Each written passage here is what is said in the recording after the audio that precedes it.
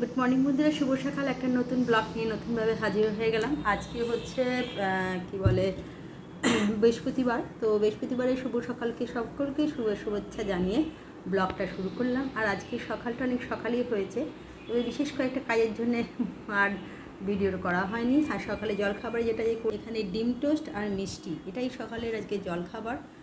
প্রত্যেককেই দিয়ে দেবো, ছেলেকে ওর বাবাকে টিফিনে সব নিয়ে চলে যাবে। তো চলুন, শুভ সকালে অনেক শুভেচ্ছা ভালোবাসা রইল। চলে এলাম বন্ধুরা শুভ দুপুরের লাঞ্চ নিয়ে। তো আজকে একটুখানি পাম্পের প্রবলেম হয়েছিল, তাই সকাল থেকে জলের ছিল না।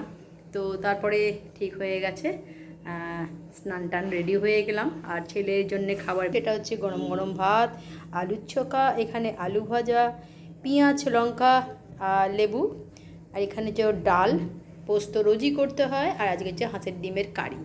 এই হচ্ছে আজকে শুভ দুপুরের লাঞ্চ। তো চলুন, শুভ দুপুরে অনেক শুভেচ্ছা সকলকে। দুপুরবেলার ওয়েদার প্রচণ্ড খারাপ, এক ঝপ পশলা বৃষ্টি হয়ে গেল। এবার দেখা যাক দুপুরে কী হয়। জামা কাপড় ভিজে ভিজেই সব ঘরে তুলে দিলাম। চলে এলাম বন্ধুরা রাতের ডিনারের পর্বে।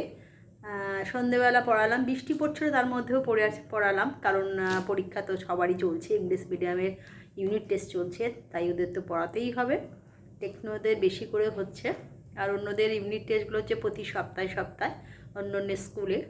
তো চলুন, কালকের দিনে মহরমের ছুটি আছে, যতটা পারবো সকালে পড়াবো, দুপুরে পড়াবো, কারণ তারপর দিন কারোর অঙ্ক আছে, কারোর ইংলিশ 2 আছে।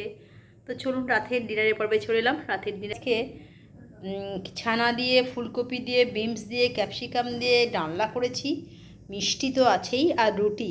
এই হচ্ছে আজকে রাতের ডিনার। তো চলুন, ডিনারের অনেক অনেক শুভেচ্ছা আর ভালোবাসা দিয়ে ব্লগটা শেষ করছি। কালকে একটা নতুন ব্লগ নিয়ে হাজির হয়ে যাব।